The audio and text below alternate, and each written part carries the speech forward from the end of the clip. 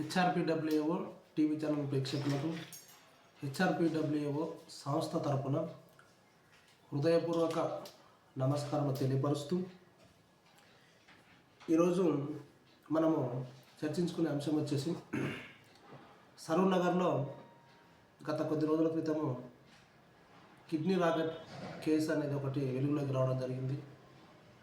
ఆ విషయంలో నేను ఆ ఇన్ఫర్మేషను నాకు కూడా కొంతమంది వ్యక్తుల ద్వారా తెలియగానే నేను అట్ ద సేమ్ టైం ఆ ప్లేస్కి వెళ్ళడం జరిగింది.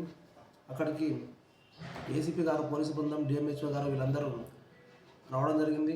సందర్భంలో నేను ప్రత్యక్షంగా వీళ్ళంతా చేసే ఇన్వెస్టిగేషన్ చేసే సమయంలో మా సంస్థ నుంచి కొంతమంది వ్యక్తులు మేము అక్కడనే ఉండడం జరిగింది. అక్కడ ఉండి ఆ రోజు మేము డిఎంహెచ్ఓ గారితో అలాగే ప్రభుత్వానికి కూడా మన హెచ్ఆర్పిడబ్ల్యూఓ టీవీ ఛానల్ ద్వారా ఈ విషయంలో కఠినమైన చర్యలు తీసుకోవాలి, దీని వెనకాల ఎవరున్నారు ఏందనేది మొత్తం కూడా చర్యలు చేపట్టాలని అని కూడా మన సంస్థ నుంచి ప్రభుత్వాన్ని, అధికారులను కూడా డిమాండ్ చేయడం జరిగింది. ఆ తరుణంలో ఈ విషయంలో చర్యలు డిపార్ట్మెంట్ వారు వేగంగానే చర్యలు తీసుకుంటున్నారు. అయితే ఈ విషయానికి వస్తే ఈరోజు మన పేపర్లో ఒక స్టేట్మెంట్ రావడం జరిగింది. కిడ్నీ రాకెట్ సూత్రధారి పవన్ అరెస్ట్ అయిపోయింది. చెన్నైలో అదుపులోకి తీసుకున్న రాచకొండ పోలీసులు. ఇక మన సైబరాబాద్, మన రాచకొండ, మన తెలంగాణ పోలీస్ సంగతి మనకు తెలిసిన విషయమే. మొదలు పెట్టిరంటే యుద్ధం ఇంకా మామూలుగా ఉండదు, చాలా ఫాస్ట్గా ఉంటారు. చాలా ధన్యవాదాలు తెలియపరుస్తున్నాను నేను పోలీస్ వారికి. ఎట్టకేలకు లాస్ట్కు ఈ సూత్రధారి పవన్ అనే వ్యక్తిని అరెస్ట్ చేయడం జరిగింది.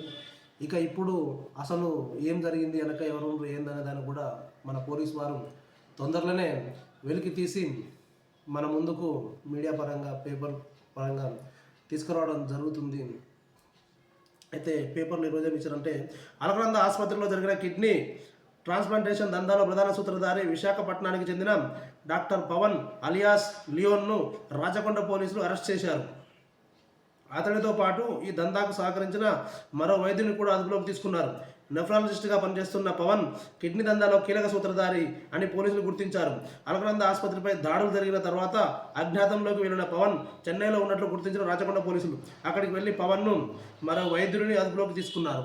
చెన్నై ఏంది, మన ఇండియన్ పోలీస్ వారు ఇతర దేశాలకు పోయి కూడా చాకచక్యంగా విజయాన్ని సాధించిన సందర్భాలు చాలా ఉన్నాయి. మనం అజిత్ దోవల్ గారి గురించి వినే ఉంటారు అంతా. వారు ఏ విధంగా పాకిస్తాన్లో ఉంటూ అక్కడ వాళ్ళకి పట్టుబడకుండా మన దేశానికి సహకరించారనేది, మన దేశానికి సేవలు అందించారనేది చాలా మనందరికీ తెలిసిన విషయమే. మన తెలంగాణ పోలీసు వారు ఈ మెయిన్ సూత్రధారి పవన్ను చెన్నైలో అరెస్ట్ చేశారు. ఇక ఈ పవన్ ద్వారా మిగతా విషయాలన్నీ వెలుగులోకి వస్తాయి. ఇక చూద్దాం ముందు ఈ విషయంలో ఏమేమి వెలుగులోకి వస్తాయో చూద్దాం.